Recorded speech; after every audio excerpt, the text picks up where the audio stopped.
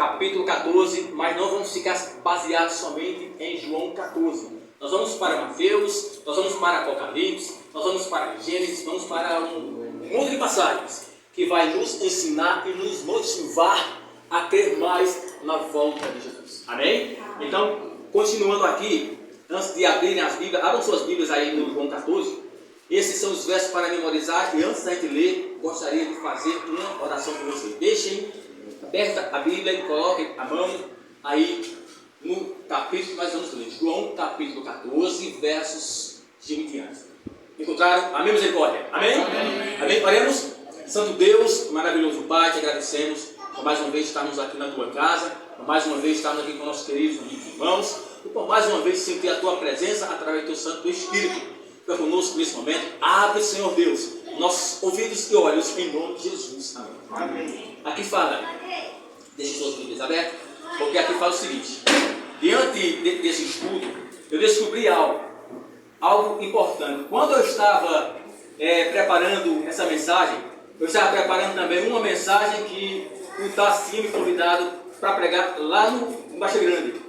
E quando eu terminei a mensagem de Baixa Grande, já comecei a estudar outra para um dia pregar. Aí de repente tem uma reunião lá no Chucruz, reunião encontro de evangelista. Aí a primeira pessoa que eu encontro na porta é Pedro Henrique. Pedro Henrique, geral, tem uma missão para tudo. Já sei o que é, Pedro, vai pregar onde?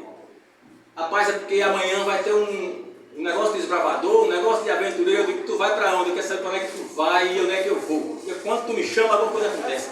Não é porque eu estou fazendo programação aqui no Chucruz. Eu digo, rapaz, lá naquele Chucruz, o que vai acontecer aqui no Chucruz? Eu estou pregando. E a série que eu estou estudando aqui é sobre a volta de Jesus. Eu digo, mas vamos lá. Aí quando eu começo a estudar, aí Igor liga para mim, para uma pessoa para pregar no prato, porque tinha domingos especiais para fazer também. Domingos especiais lá no Chucruz era sobre a volta de Jesus. E lá no Prado, o Igor ele disse que a volta de Jesus não deveria ser pregado na igreja. Eu digo que vai ser pregado aonde se não é na igreja. Os primeiros que têm que crer na volta de Jesus, quem é? Somos nós.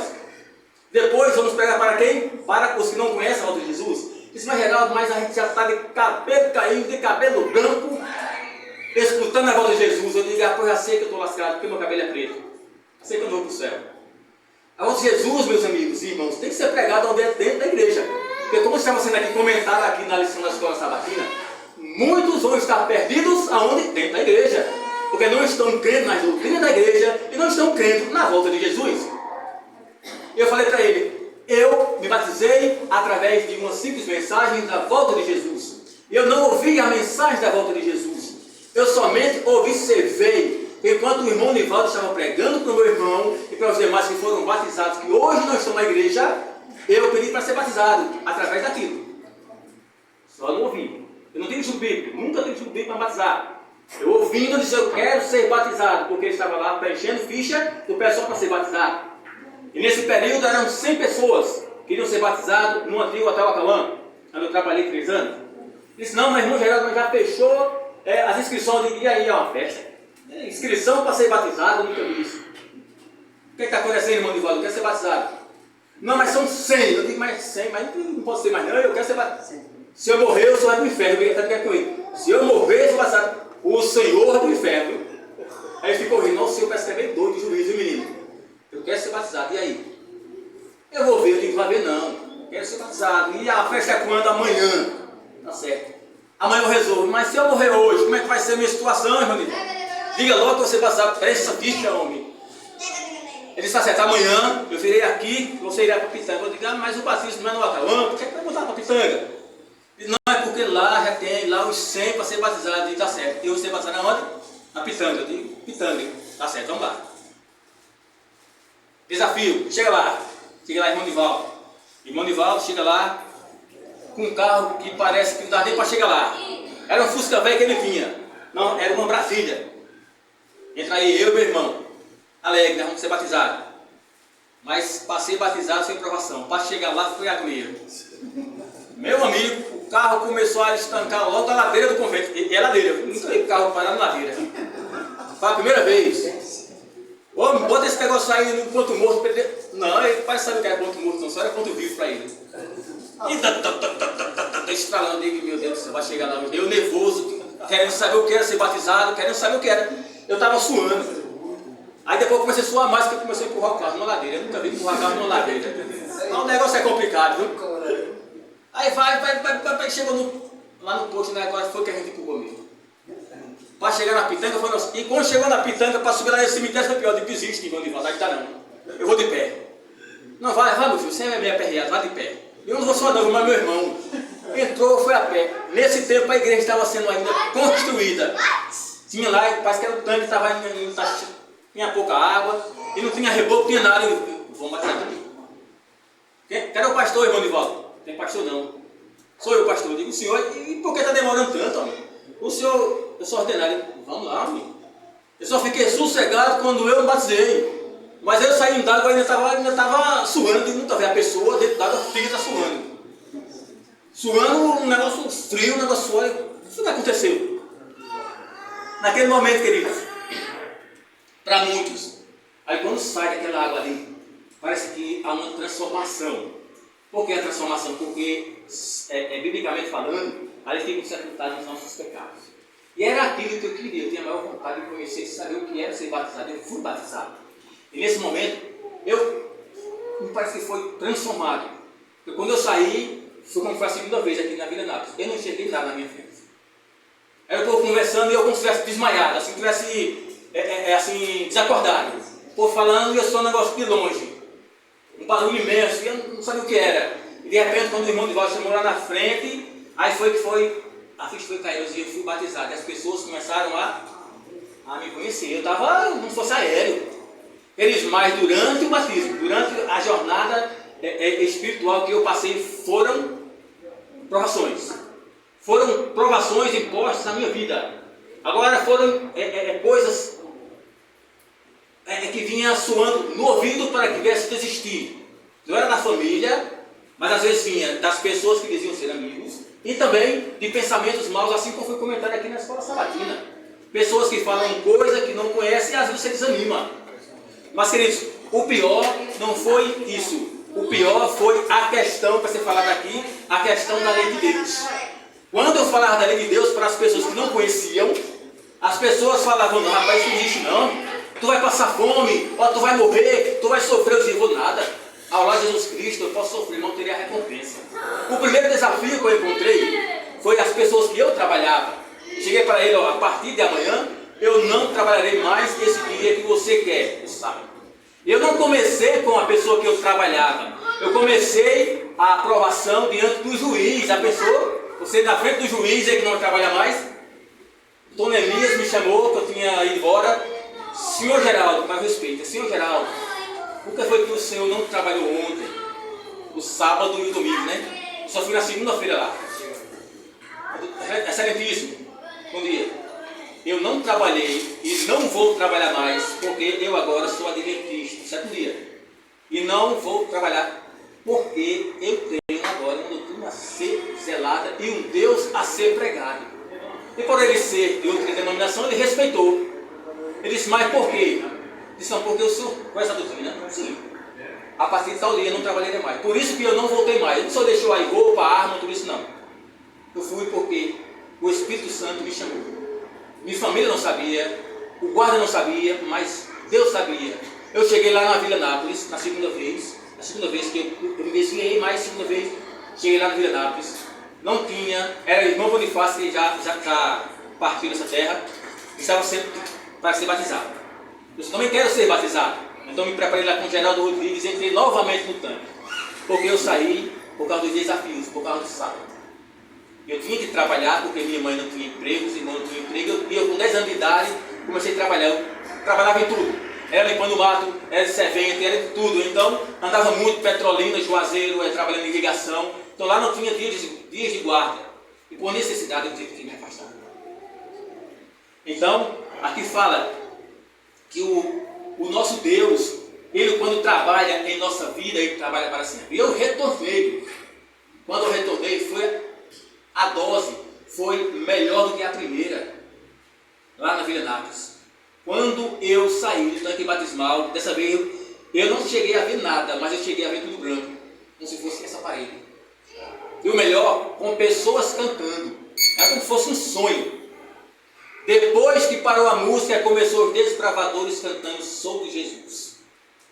Foi o que me motivou mais ainda, porque naquele momento eu senti que além de Deus e dos anjos, tinha pessoas lá para me amparar, me acolher e me fortalecer em nome de Jesus. Amém? Amém. Assim também acontece hoje. As pessoas que estão se entregando precisam de ser acolhidas.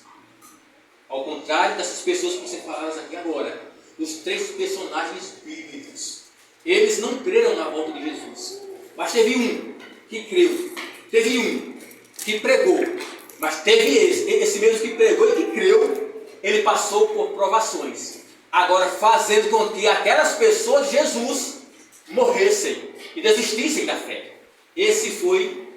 Essa foi a vida de Paulo, que era Saulo de Tarso. Uma pessoa que esmagava, uma pessoa que perseguia, uma pessoa que matava.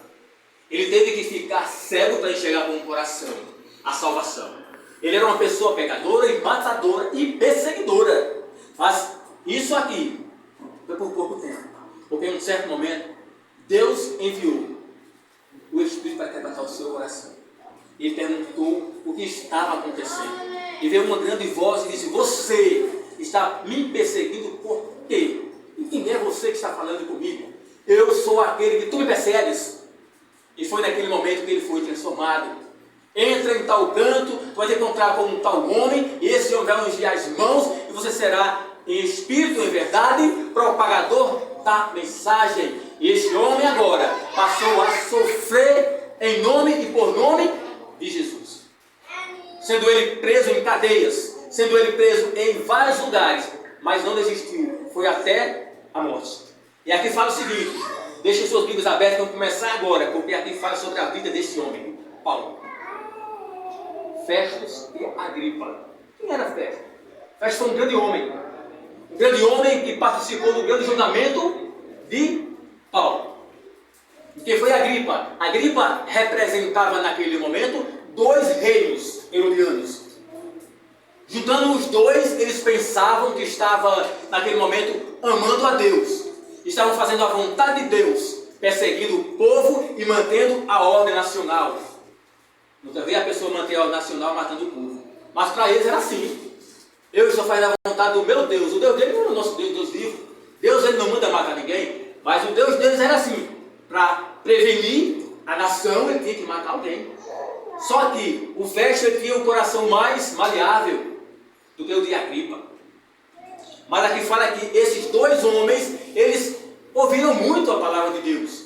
E por que esses 2 homens não se entregaram? Por que é que o mundo hoje não se entrega a tal ponto de crer na nossa crença, de crer no nosso Deus? Por que é que o mundo hoje não se entrega assim como Deus quer? Porque eles não conhecem a verdade como nós conhecemos. No momento em que nós pregarmos a verdade, eles irão ser quebrantados. Estamos aí prestes à semana do Calvário, mas antes da semana do Calvário, nós temos aí 2 finais de semana para preparar o terreno, preparar as pessoas para aceitarem a Jesus. Temos 2 finais de semana para visitar as pessoas e levar para um pequeno grupo, lá de Esperança ou a igreja. Nós temos 2 finais de semana para nos preparar e também preparar as pessoas. Porque para preparar uma pessoa, primeiramente, você e eu, como igreja, temos que nos preparar. Não é isso? Nós temos que estar preparados. Não esperar Jesus voltar para se preparar, porque vai estar tudo perdido. Aqui fala, Paulo, mais uma vez, ele é preso por pregar Cristo ressurreto e sua segunda vinda. Mas já pensou? Você ser preso, ser morto, ser maltratado e humilhado por pregar sua crença, por pregar o seu Deus, por pregar um Deus vivo? Essa foi a vida de Paulo. Por que isso aconteceu na vida dele? Foram tantas provações. Porque ele, às vezes, tirava a esperança do povo. Ou se o povo tinha esperança em Cristo, ele ia lá e matava. Se o povo cria num Cristo ressurreto, ele dizia, isso é tudo mentira, mata ele. Então foi um grande perseguidor, mas depois ele passou a morrer por Cristo, a morrer por tudo que ele fazia. De Gênesis a Apocalipse, é falado sobre a segunda vinda de Cristo. E por que é que a nossa igreja, por que é que nós como igreja, não temos que conhecer ou pregar a volta de Jesus? Com certeza, muitos aqui creem e estão crendo na volta de Jesus. Se batizaram ouvindo a volta de Jesus, assim como eu. Porque em um mundo, como foi cantado aqui, um mundo tão cheio de guerra, tão cheio de desgraça, de angústia, de dor e de fome, existe esperança para o povo. Mas o povo não quer buscar, mas nós, graças a Deus, temos essa esperança. A esperança que Ele voltará. Amém? E voltará para quê? Para nos levar para o céu. Que assim como fala na leitura que a gente vai ver agora, fala que nós não devemos turbar nosso coração, mas devemos crer que Ele irá voltar. Ele virá para nos levar. Nós temos que ter a esperança que Ele é a esperança que o mundo não tem. Aqui fala, queridos, que é uma verdade que para muitos traz esperança, mas para outros que não crê, inquietação. Nós cremos que Ele irá voltar. Nós cremos que Ele é a única esperança. Mas tem pessoas por aí que não têm essa esperança, por isso vivem inquietos. Fazem uma coisa, fazem outra, mas não buscam a Deus. Ficam inquietos porque a esperança que nós temos, Ele não tem. E foi essa inquietação que Festo e Agripa eles tiveram. Porque quanto mais Paulo pregava, eles ficavam inquietos. Mas rapaz, mas tu fala tanto. No final vai falar aqui. Tu fala tanto desse Deus. Tu vai ficando doido. Tu tá dormindo. O que é que está acontecendo contigo? Tu fala muito desse Deus. Mas ele falava porque ele vivia. Queridos, para nós pregar a volta de Jesus, temos que viver a volta de Jesus. Que para nós, Ele já voltou, porque nós somos convertidos. Nós somos batizados, fomos sepultados no tanque batismal. Nós andamos em novidade de vida. Ele já voltou para mim e para você. E quer voltar, queridos, para você que ainda não tomou a decisão. Ele quer entrar no teu coração nesta manhã.